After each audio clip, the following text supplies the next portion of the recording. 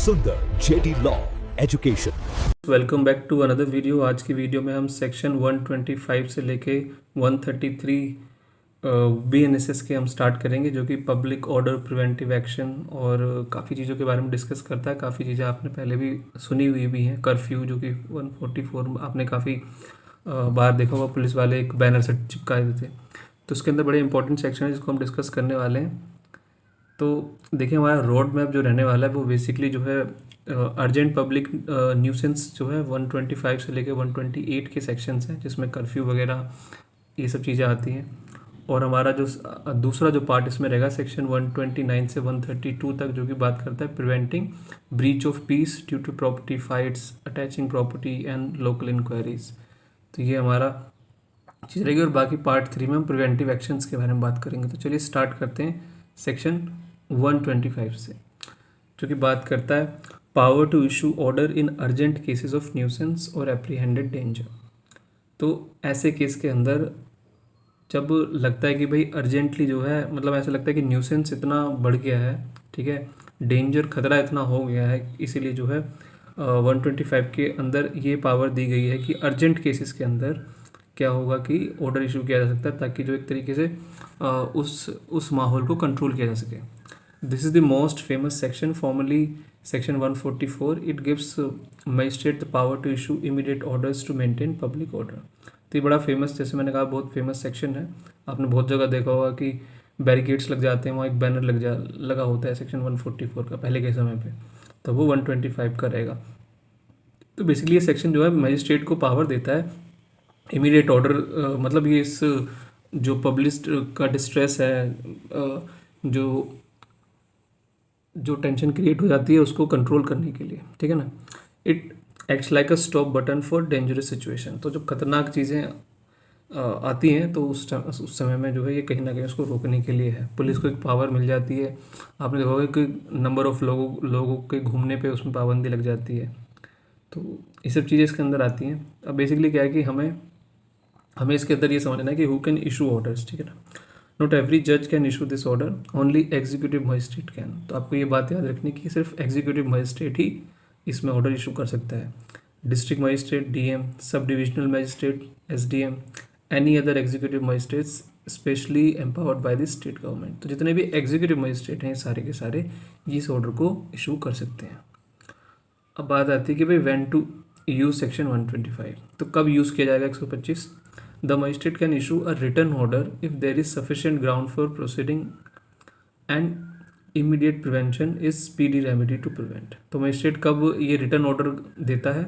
जब भाई उनको लगता है कि उनके पास जो है इनफ रीजंस हैं, ठीक है, जिसमें कि इमीडिएट एक्शन लेने के लिए, ताकि जो है जल्दी से जल्दी चीज़ों को कंट्रोल में लाया जा सके, जो केओस हो जाता है उसको कंट्रोल में करने के लिए। तो क्या होता है इसके अंदर, देखिए क्या क्या प्रिवेंट करना है। ऑब्स्ट्रक्शन, अनोयंस और injury to any person lawfully employed. तो बेसिकली क्या है कि भाई ये जो ऑब्स्ट्रक्शन है वो क्रिएट ना हो, ठीक है ना, सोसाइटी में और पब्लिक पीस में जो है कोई अनोयंस क्रिएट ना हो, ठीक है, किसी व्यक्ति को इंजरी वगैरह ना हो जाए जो कि अपने काम में जो है मतलब लीगली जो है वो एम्प्लॉयड है, ठीक है। Danger to human life, health और सेफ्टी। कभी देखा होगा भीड़ जो है कई बार जो है वो लोगों की जो है लाइफ, ज़िंदगी, मतलब होता है ना, ख़त्म करने के लिए बहुत सारी भीड़ ऐसी इकट्ठी हो जाती है। हेल्थ का उसमें इशू आ सकता है, सेफ्टी जो है प्रॉपर्टी की, लोगों की, है ना, ये सब चीज़ें इसमें आ जाती हैं। डिस्टर्बेंस ऑफ पब्लिक ट्रैंक्विलिटी और राइट और एन एफरे। तो बेसिकली आपने देखा होगा कहीं ना कहीं बहुत बार तो ऐसे दंगे भी 2020 में बड़े फेमस रहे हैं दिल्ली के अंदर खासकर। और बहुत बार अलग अलग तरह के, देखिए, मूवमेंट भी होते हैं, आंदोलन भी होते हैं, उसके अंदर भी कभी कभी पब्लिक जो है आउट ऑफ कंट्रोल हो जाती है। तो 125 ऐसे सिचुएशन में उसको कंट्रोल करने के लिए आता है कि भाई जो भी चीज़ें हैं वो पीसफुली होनी चाहिए, ना कि जो है कोई भी उनमें से कोई इस तरह का कोई ऐसा कुछ लोग जो है बंदूक लेके निकल रहे हैं, कुछ के हाथ में डंडे वगैरह हैं। तो ये सब चीज़ें क्या है, पीसफुल सिचुएशन नहीं है। यहाँ पे जो है कहीं ना कहीं आपको ये सब चीज़ें देख के एक डर जो है नज़र आ जाता है कि ये जो है कुछ ना कुछ गलत करने वाले हैं। देखिए, इमरजेंसी ऑर्डर है, एक्स पार्टे जिसे कहते हैं भाई, ठीक है ना। What if there is no time, अब जब टाइम ही नहीं है, इन केस ऑफ इमरजेंसी और where the circumstances do not admit the serving of notice to the person against whom the order is directed, the order may be passed ex parte. अब ऐसी situation आ सकती है कि भाई मतलब समय ही नहीं है, ठीक है ना, जिस व्यक्ति के अगेंस्ट में चीज़ है उसको जो है ये ऑर्डर देने की। तो ऐसी सिचुएशन में जिसे हम कहते हैं एक्स पार्टे, जिसका मतलब सीधा सीधा है कि भाई उसे बिना सुने ही उसके खिलाफ मतलब दिया जा रहा है। एक्स पार्टे का मतलब भी देखिए, ex parte means passing the order without hearing the other side because the danger is too immediate. क्योंकि खतरा इतना ज़्यादा है कि जब तक उसको सुनने का मौका देंगे, समय देंगे, वो भी पता नहीं कब तक आएगा तब, क्योंकि यहाँ तो मिनटों का खेल है, ठीक है ना। इतने टाइम में तो किसी को ऑर्डर, ये जो मतलब क्या बोलते हैं, नोटिस वगैरह दिया नहीं जा सकता, ठीक है। सिविल में जो है एक्स पार्टी का मतलब अलग होता है, वहाँ पे पूरा मौका दिया होता है एक तरीके से, वहाँ पे सर्विस मतलब जो है कोर्ट के सम्मन्स गए होते हैं, दूसरी वो पार्टी जो है इग्नोर कर चुकी होती है, उसको पूरा मौका इनवाइट किया होता है, लेकिन ठीक है ना, यहाँ पे एक्स पार्टी का मतलब अलग है, वहाँ पे एक्स पार्टी का एक तरीके से, ठीक है। वैसे मतलब एक ही है लेकिन सेंस उसके अलग अलग है। इंग्रेडिएंट्स ऑफ सेक्शन 125 जरा समझते हैं। देखिए अथॉरिटी किसके पास है ऑर्डर इशू करने की, डीएम के पास, एसडीएम के पास, और जो भी एम्पावर्ड है, ठीक है ना, जो भी गवर्नमेंट ने परमिशन दी हुई है, ठीक है, एम्पावर किया हुआ एग्जीक्यूटिव मजिस्ट्रेट को।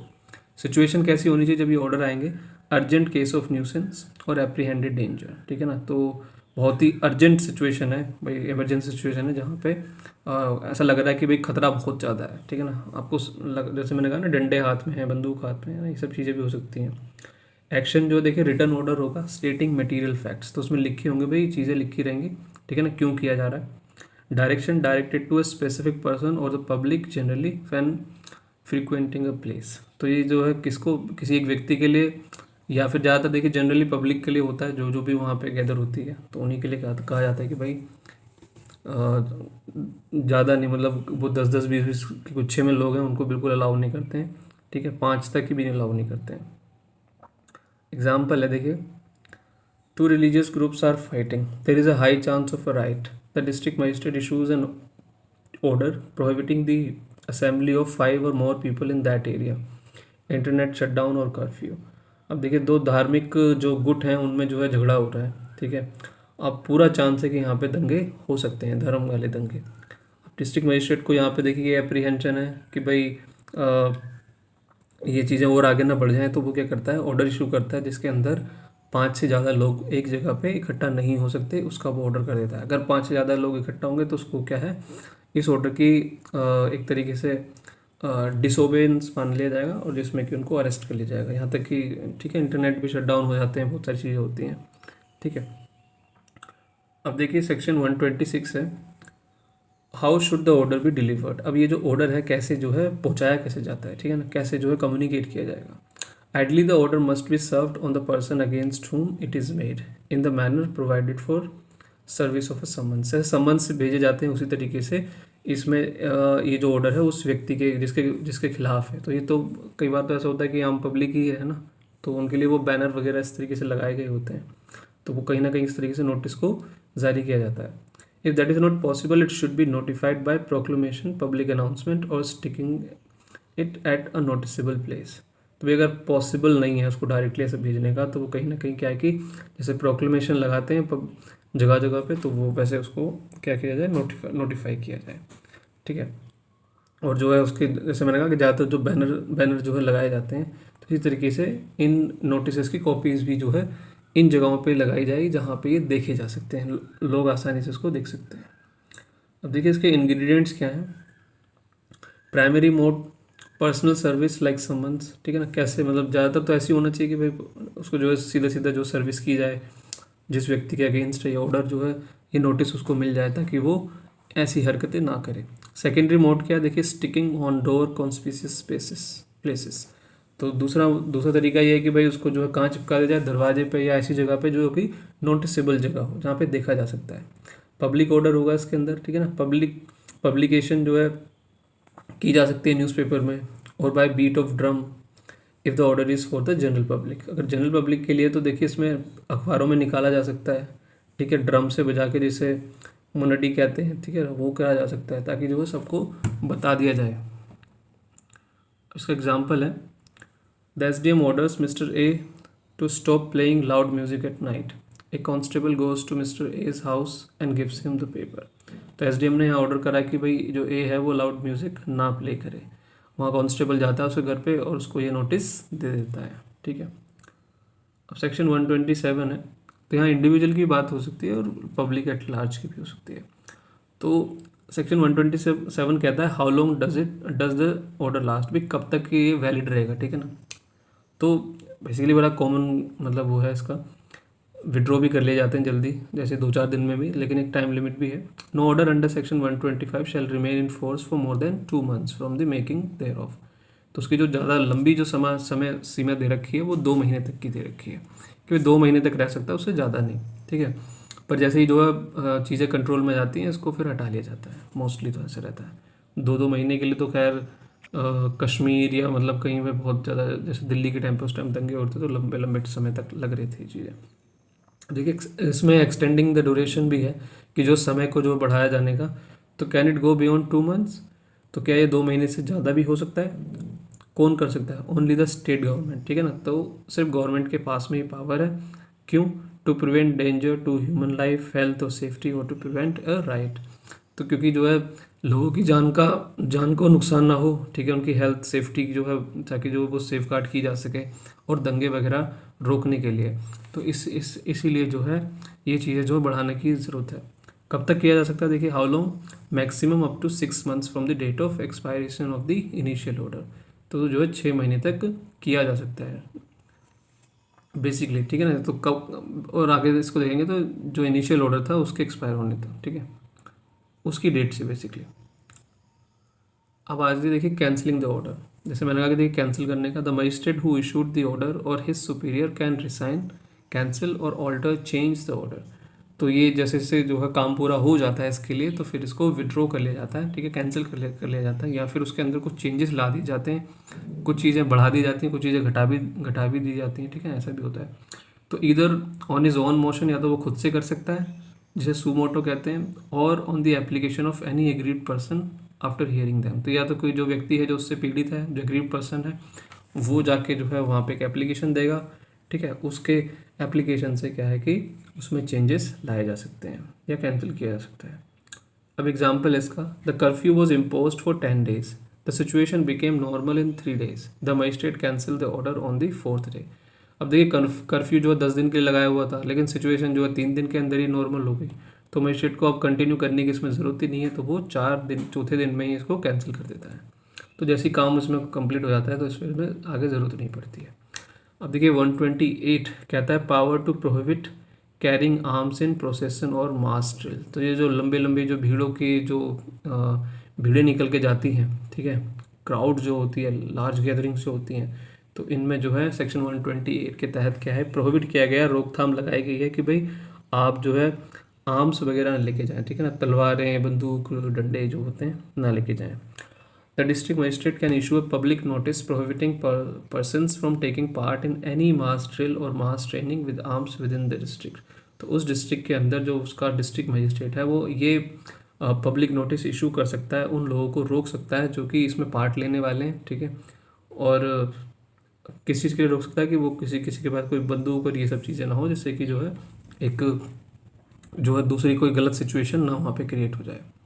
देखिए कंडीशन है इसके अंदर सेक्शन 120 के अंदर, रीजंस क्या है, देखिए रीजंस होने चाहिए, necessary for the preservation of public piece, public safety और मेंटेनेंस ऑफ पब्लिक ऑर्डर। तो रीज़न क्या होगा भाई क्यों इशू किया गया ऑर्डर, ये क्योंकि ये कहीं ना कहीं जो पब्लिक पीस है उसको मेंटेन करने के लिए, सेफ्टी को मेंटेन करने के लिए, और जो जो पब्लिक जो मेंटेनेंस जो है पब्लिक ऑर्डर का, ठीक है, ताकि जो है जो लॉ और ऑर्डर जो है बना रहे, ठीक है।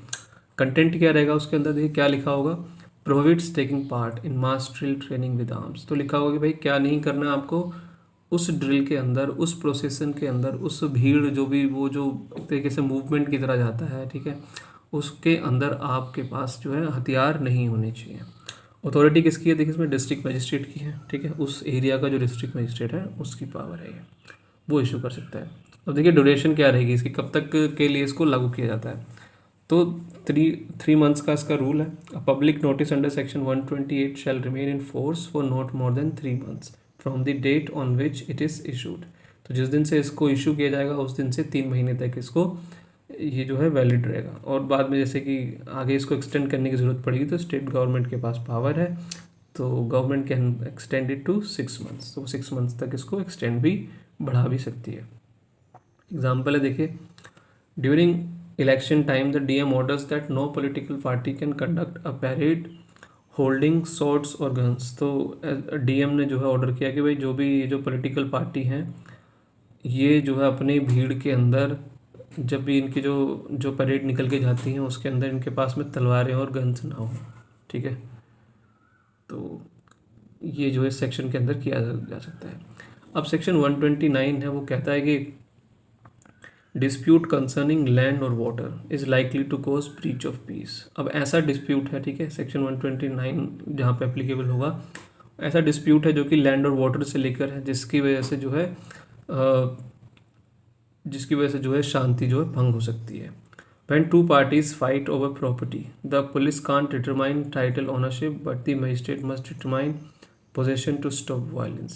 तो भाई जो जब दो पार्टी जिसमें झगड़ा कर रही होती हैं, देखिए पुलिस को पता तो नहीं चलेगा कि भाई इसका ओनर कौन है, पर मजिस्ट्रेट इतना कर सकता है कि भाई जिसकी पोजीशन में वो है, ठीक है, वो चीज़ वहाँ पे उसको रोकने के लिए की जा सकती है कि स्टॉप हो जाए violence.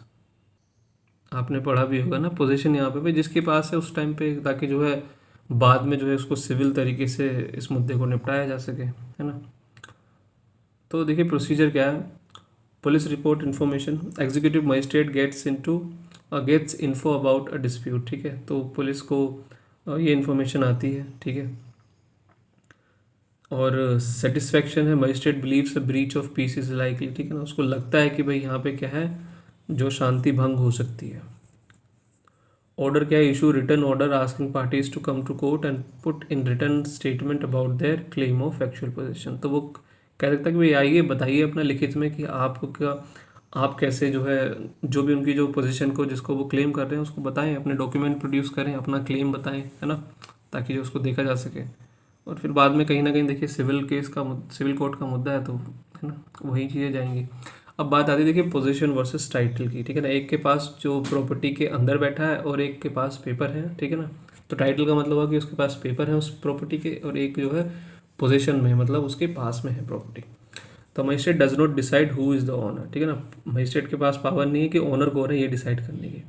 The magistrate only decide who was in position on the date of the order. तो जिस दिन ऑर्डर के दिन ये पोजीशन किसके पास थी, इस प्रॉपर्टी की, कौन बैठा था उसमें, ठीक है, तो वो डिसाइड कर सकता है। Ownership is decided by civil court, peace is decided by magistrate. तो जैसे मैंने पहले भी कहा कि जो ये जो मालिकाना हक है उस प्रॉपर्टी का, वो सिर्फ सिविल कोर्ट डिसाइड कर सकता है। सिर्फ शांति को डिसाइड जो है कौन करेगा, मजिस्ट्रेट, ठीक है ना, ऑर्डर को लागू कराने वाला व्यक्ति। अब देखिए इसमें जो 2 महीने का रूल है, ठीक है ना, 2 महीने के लिए लागू रहेगा order. If a person was forcibly and wrongfully dispossessed within 2 months before the police report order, the magistrate can treat that person as if they were in possession on the date of the order and restore them. अब देखिए situation ऐसी रहेगी कि भाई अगर किसी व्यक्ति को इस जो पुलिस की जो रिपोर्ट है, पुलिस का ये जो ऑर्डर है, इससे पहले पहले अगर 2 महीने पहले ही किसी व्यक्ति को जो है डिस्पोजेस किया गया, अपनी उसको प्रॉपर्टी से निकाल के भगाया गया है, ठीक है ना, तो ये माना जाएगा कि उसी व्यक्ति की जो है क्या थी, पोजीशन थी, उसी व्यक्ति के पास में प्रॉपर्टी थी, तो वो व्यक्ति को ये चीज़ दिला दी जाएगी, ठीक है ना। ये मजिस्ट्रेट की पावर है, इस सेक्शन के अंडर ये किया जा सकता है। अब देखिए सेक्शन 129 के जो हैं इंग्रेडिएंट्स क्या हैं। डिस्प्यूट होगा, ठीक है, डिस्प्यूट कौन सा होगा, कंसर्निंग लैंड और water including buildings, market, crops, ठीक है। तो ये इस तरह का डिस्प्यूट होगा जिसके अंदर कहीं ना कहीं ज़मीन और पानी का जो है झगड़ा है, ठीक है, जिसमें बिल्डिंग्स वगैरह, मार्केट्स और फसलें वगैरह आ सकती हैं। अब लाइकलीहुड क्या, भाई क्या चीज़ें हो सकती हैं, क्या लगता है उनको लगता है कि भाई जो शांति है वो breach of piece is likely, ठीक है ना, तो यहाँ पे जो शांति भंग हो सकती है। इंक्वायरी कैसे कैसे होगी, देखिए magistrate hears both sides and take evidence. तो मजिस्ट्रेट जो है जब इंक्वायरी करता है दोनों साइड को सुनता है, उनके जो एविडेंसेस हैं, जो उनके पास क्लेम्स हैं, उनको देखेगा डॉक्यूमेंट्स के through. Decision declares who is in position. तो पोजीशन हमने कैसे पीछे समझा ना, जब से ये रिपोर्ट और ऑर्डर की बात आती है, जब उनको बुलाया जाता है, उससे वो पिछले 2 महीने में किसके पास थी ये देखा जाता है। तो ये माना जाता है कि उसी की पोजीशन थी। तो इस तरीके से वो डिक्लेयर करता है कि कौन इसके पोजीशन में है। अब भाई आप मालिक हैं नहीं है, तो आप सिविल कोर्ट में जाके सूट फॉर पोजीशन का केस डालिए और अपने डॉक्यूमेंट दिखा के आप उस व्यक्ति से खाली करा लीजिए। एग्जाम्पल है देखिए, Ram and Sham are fighting over a farm with lathis. Police inform the SDM. SDM orders both to come to court. SDM finds Ram was farming there yesterday. SDM tells Sham, don't disturb Ram until civil court decides. तो भाई राम और शाम की यहाँ पे देखिए लड़ाई हो रही है लाठियों से। पुलिस को पता चलता है, ठीक है, पुलिस इन्फॉर्म करती है कि भाई एसडीएम को, और एसडीएम ऑर्डर करता है कि दोनों को दोनों जो है कहाँ आएंगे, कोर्ट के अंदर आएंगे। अब एसडीएम को पता चलता है कि भाई इसमें जो राम है वो कल इसके अंदर खेती कर रहा था, ठीक है ना, तो उससे जो पहले की बात है ना, तो एसडीएम कहेगा कि भाई शाम को जो है डिस्टर्ब नहीं करना है राम को, ठीक है, जब तक जो है सिविल कोर्ट जो है इसको डिसाइड ना करे कि ये किसका इस पे मालिकाना हक है। तो जिसके पास पोजीशन थी, पोजीशन उसी के पास रहेगी। तो यहाँ पे जो है चीज़ें इस तरीके से डिसाइड होती हैं। अब देखिए सेक्शन 130 है, power to attach subject of dispute and to appoint receiver. तो यहाँ पे देखिए मजिस्ट्रेट के पास पावर है कि उस जो भी डिस्प्यूट की जो वो चीज़ें हैं ना, उसको वो क्या कर सकता है, जब्त करके रख सकता है, ठीक है, या फिर रिसीवर अपॉइंट कर सकता है जो कि उसकी देख रेख करेगा। But if the magistrate can't decide who was in possession or if the situation is in emergency. अब मजिस्ट्रेट को समझ ही नहीं आ रहा कि इसके अंदर भाई कौन पोजीशन में था, क्योंकि सबके सब क्या कर रहे हैं, मुंह जबानी बातें कर रहे हैं ना, मौखिक तौर पे बता रहे हैं, ओरल उनकी टेस्टिमनीज हैं, कोई डॉक्यूमेंट्री प्रूफ नहीं है किसी भी तरीके से। तो यहाँ पे मजिस्ट्रेट जो प्रॉब्लम में आ जाएगा। और अगर सिचुएशन ऐसी है कि बड़ी इमरजेंसी वाली है तो क्या करेगा कि किसी जो व्यक्ति को जो है अपॉइंट कर देगा रिसीवर, ताकि वो जो है दोनों व्यक्ति जो ये जो राम और श्याम है दोनों को मना कर देगा कि आप जो है दूर रहिए जब तक डिसाइड नहीं होता, ये व्यक्ति इसका ध्यान रखेगा, ठीक है, या फिर उसको जो है कुछ समय के लिए उसको जो सील करके रख लेंगे, ठीक है। अब व्हेन टू अटैच प्रॉपर्टी, अब प्रॉपर्टी कब अटैच की जा सकती है, द मजिस्ट्रेट में attach the subject of dispute, जो भी डिस्प्यूट का जो फसाद है उसको जो है कब अटैच कर सकता है, जब उसको लगता है the case is one of emergency, उसको लगता है कि भाई इमरजेंसी सिचुएशन है, इमरजेंसी केस है, और he decides that none of the parties was in position, और उसको लगता है कि दोनों में से कोई भी पार्टी जो है पोजीशन में नहीं थी, और he is unable to satisfy himself as to which of them was in position, और वो जो है जो सेटिस्फाई नहीं हो पा रहा है मजिस्ट्रेट की भाई दोनों में से कौन जो है पोजीशन में था। तो ये इन सब चीज़ों के चक्कर में जो फसाद की जड़ है उसको जो है उसके ऊपर कंट्रोल कौन कर लेगा, मजिस्ट्रेट कर लेगा, जब तक ये डिस्प्यूट जो है सॉल्व ना हो जाए, ठीक है। और सॉल्व कौन करेगा, सिविल कोर्ट करेगा ऑब्वियसली। देखिए इसके अंदर रिसीवर अपॉइंट करने की बात है इसके अंदर। When the property is attach the magistrate can appoint a receiver to manage the property, harvest crops, collect rent until civil court decides the rights of parties. तो यहाँ पे जो है प्रॉपर्टी जब अटैच की जाएगी ना, तो मजिस्ट्रेट यहाँ पे एक रिसीवर को अपॉइंट कर लेगा जो कि उस प्रॉपर्टी को का देखभाल करे, ठीक है, मैनेज करे। अब उसके अंदर भाई फसल उग रही है तो उसको हार्वेस्ट कर ले, ठीक है, काट के उसको बेचा जा सकता है। रेंट अगर किसी को दे रखा है तो उससे रेंट वगैरह कलेक्ट करे, जब तक जो है सिविल कोर्ट इसके अंदर पार्टीज के राइट्स को डिसाइड ना कर दे कि मतलब कौन इसका मालिक है एक्चुअली में। देखिए एग्जांपल है, two groups claim a mango orchard, they are about to kill each other, the magistrate locks the orchard, जो कि अटैचमेंट हो गई, and appoints a government official, जिसे हम रिसीवर कहेंगे, to sell the mangoes and keep the money until the court decide. अब यहाँ दो गुट के बीच में जो है लड़ाई हो रही है, एक बगीचे जो आम का बगीचा उसको लेकर, ठीक है। तो मजिस्ट्रेट इसके अंदर क्या करता है, उसको सील कर देता है बगीचे को, और यहाँ पे एक जो अधिकारी है जो रिसीवर है उसको यहाँ पे अपॉइंट कर लेता है, ताकि जो देखिए आम जो है वो क्या है, पेरिसेबल गुड्स है ना, वो जल्दी ख़राब हो सकते हैं, तो उनको बेच के जो भी धनराशि आएगी, जो पैसे आएंगे उसको संभाल के रखेंगे, और जिसका भी फिर वो कोर्ट डिसाइड करेगी सिविल कोर्ट की भाई ये इसका है, तो उसको वो पैसे भी दे दिए जाएंगे। तो ऐसा नहीं कि इसको सरकार रख लेती है। तो देखिए 131 है, dispute concerning right of use of land और वाटर। अब वो कौन सा डिस्प्यूट है, किससे रिलेटेड है, कि भाई किसका राइट है लैंड के ऊपर और वाटर के ऊपर। This is different from ownership position. अब जो हमने पीछे पढ़ा था ना, वो यहाँ से वो क्या है, अलग है, जो कि वो ऑनरशिप की बात कर रहा था, पोजीशन की बात कर रहा था। This is about easement rights, right of way, right to water. तो ये क्या है, आपने अगर ईजमेंट राइट पढ़े होंगे, जिसमें कि जैसे धूप, मतलब मान लो कोई व्यक्ति है एकदम से कई सालों से जो वहाँ पे कुछ नहीं खड़ा होता है, बिल्डिंग कुछ भी नहीं होती, एकदम से कोई जो है एक बिल्डिंग खड़ी करता है, और दूसरे व्यक्ति का जो घर में 20 सालों से जो अच्छी खासी रोशनी आ रही होती है सूरज की लाइट, वो बंद हो जाती है। हवा की डायरेक्शन बदल दो, जो है हवा कवर हो जाती है, बहुत सारी चीज़ें हैं उसके अंदर, ठीक है।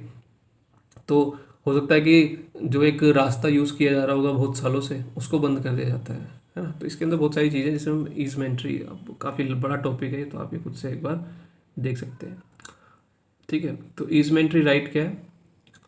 If a dispute exist regarding the right to use a path, a well or water from a canal and it is likely to cause a breach of peace, the executive magistrate can intervene. तो भाई अगर dispute किस चीज़ को related, किससे related है, कि किसी का जो है राइट है क्या यूज़ करने का, एक रास्ता, कुआं यूज़ करने का, पानी कनाल से यूज़ करने का, और अब कहीं ना कहीं जो, कहीं ना कहीं देखिए शांति इसमें भंग हो सकती है, तो मजिस्ट्रेट जो है क्या कर सकता है, उसमें बीच बचाव कर सकता है।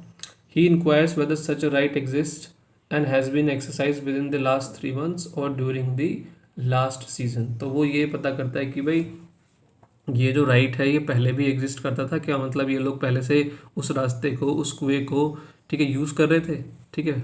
तो ये 3 महीने के अंदर अंदर या उस सीज़न के अंदर अंदर, ठीक है। ईजमेंट्री राइट जो है ना, बड़ा क्या बोलते हैं, वो कई सालों वाला होता है, ठीक है ना। तो यहाँ पे थोड़ा बेसिक बेसिक सी चीज़ें हैं।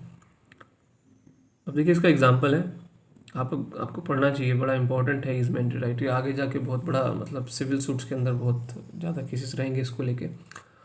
Farmer A blocks the path that farmer B uses to reach his field. Farmer B threatens violence. The magistrate inquires and order farmer A to remove the blockage if B has been using it recently. अब ये जो एक किसान है, किसान ए जो है क्या करता है, ब्लॉक कर देता है रास्ता किसका, जो कि किसान बी है, जो कि हमेशा अपने खेत में जाने के लिए उस रास्ते को यूज़ करता था। अब ये जो किसान है बी, वो क्या करता है, उसको जो है धमकाया जाता है, ठीक है। और मजिस्ट्रेट को लगता है कि भाई उनको लगता है कि ये जो रास्ता जो पहले से यूज़ किया जा रहा था, तो वो उसको बोल देगा ये जो आपने यहाँ पे जो रास्ता बंद किया है उसको अब खोल दो, ठीक है। इस तरह से ऑर्डर बुक कर देगा। तो बड़ा सिंपल सा है। अब देखिए 132 लोकल इंक्वायरी की बात करता है। Whenever a local inquiry is necessary for proceeding under section 129, 30, 131, the district magistrate or SDM may depute any subordinate magistrate to make the inquiry. अब क्या होता है कि देखिए डिसीजन लेने से पहले उनको पता होना चाहिए, ठीक है ना, भाई हम किस बात का झगड़ा है, किस बात को किन चीज़ों को हम जो है देखने जा रहे हैं।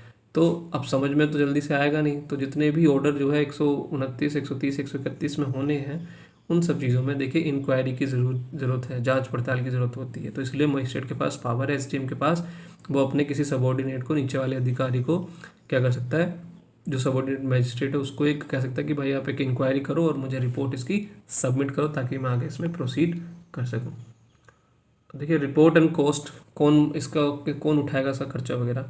The subordinate magistrate submits return report. तो जो सबॉर्डिनेट मजिस्ट्रेट है वो क्या करेगा लिखित में जो है उसको एसडीएम को रिपोर्ट देगा। This report act as an evidence. तो ये एक तरीके से क्या रहेगा, एक एविडेंस की तरह रहेगा। The magistrate can also order cost who will pay for the witnesses or pleaders fee to be paid by any party. तो अब भाई इसका जो पूरा खर्चा आएगा, ठीक है ना, तो जो विटनेस आएंगे, प्लीडर्स, ये सब जो है वो कौन उठाएगा, तो ये सब चीज़ें भी वो ऑर्डर कर सकता है। एग्जाम्पल है, the SDM can not personally go to the village to measure the field, he sends a junior magistrate tehsildar rank to visit the spot, draw a map and report back. अब देखिए SDM हर जगह तो जा नहीं सकता, तो वो अब जैसे इस केस के अंदर क्या कि जो खेत है उसको जो है नापना है, भाई हो सकता है ना कि भाई झगड़ा इस चीज़ का भी हो सकता है कि मेरा मेरा इतना वाला एरिया है, मेरा ये वाला एरिया है ना, उसमें हो सकता है कोई एक दूसरे के पे कब्जा कर रहा होता है। तो वो यहाँ पे जूनियर मजिस्ट्रेट को भेज के यहाँ पे वो उसको जाके बोला कि भाई जाइए आप स्पॉट विजिट करो और जाके बताओ कि क्या सही है क्या नहीं है, उसकी रिपोर्ट वो बना के लेके आता है। अब देखिए सेक्शन 133 है, police to prevent cognizable offence. तो पुलिस के सामने अगर कोई कॉग्निजेबल ऑफेंस होगा तो उसको रोकने की power. This section marks the beginning of the preventive action of police chapter. It gives every police officer the power and duty to intervene. तो ये जो है कहीं ना कहीं यहाँ से जो प्रिवेंटिव एक्शन होते हैं ना, कि भाई पहले से ही जो है रोकथाम जो है ज़रूरी है, उससे पहले जो चीज़ें सीरियस हो जाएं, तो यहाँ जो है पुलिस के पास ये पावर दी गई ताकि वो इंटरवीन कर सकें एक कॉग्निजेबल ऑफेंस, जो कि खतरनाक, जो थोड़ा सीरियस नेचर के ऑफेंस होते हैं, उनको रोकने से बचा सके। तो देखिए इसमें पुलिस की ड्यूटी है लिखी हुई है, एवरी पुलिस ऑफिसर में intervene for the purpose of preventing and shall to the best of his ability prevent the commission of any cognizable offense। तो ये देखिए उसकी जिम्मेदारी है, उसकी ड्यूटी है एक पुलिस ऑफिसर की कि वो क्या कर सकता है, इंटरवीन कर सकता है कहीं पे भी उसको लगता है कि देखो सीरियस चीज़ें कैसे होती है, मर्डर हो गया, रेप हो गया, है ना, लूट वूट जितने भी हैं सब क्या है, सीरियस नेचर के हैं। तो उनको रोकने के लिए जितनी उसकी क्षमता है उसने अपनी अपनी जो है ताकत का जोर लगा के वो क्या कर सकता है, उस ऑफेंस को होने से रोक सकता है। They don't need to wait for a complaint, they must act to stop the crime before it happens. तो उन्हें ये नहीं देखना कि कोई व्यक्ति अब एक बंदा दूसरे को जो चाकू से मार रहा है तो वो ये नहीं है कि कोई आके कंप्लेंट करेगा थाने में हम तभी जो है इसमें एक्शन लेंगे, तो ऐसा नहीं है। तो इसको होने से भी क्या है, रोकना है। तो यही जो है प्रिवेंटिव एक्शन है। एग्जाम्पल है, a police officer seize a man trying to break the lock of a shop at night. ठीक है, the officer immediately jumps into stop him and arrest him. ठीक है, उसके सामने ही वो क्या कर रहा है, दुकान का ताला तोड़ रहा है चोरी करने के लिए, तो पुलिस ऑफिसर क्या कर सकता है, तुरंत जो है उसको रोक के अरेस्ट कर सकता है। ठीक है, तो बड़ा सिंपल सा सेक्शन है। तो हमारा आगे भी हम इन चीज़ों को कंटिन्यू करेंगे क्योंकि वीडियो ज़्यादा लंबी नहीं होनी चाहिए। तो ये हमारा क्विक रिकैप है, आप पॉज करके देख सकते हैं। वीडियो अगर आपको अच्छी लगी तो प्लीज़ को लाइक करें, शेयर करें, चैनल को सब्सक्राइब करना ना भूलें। Thank you so much.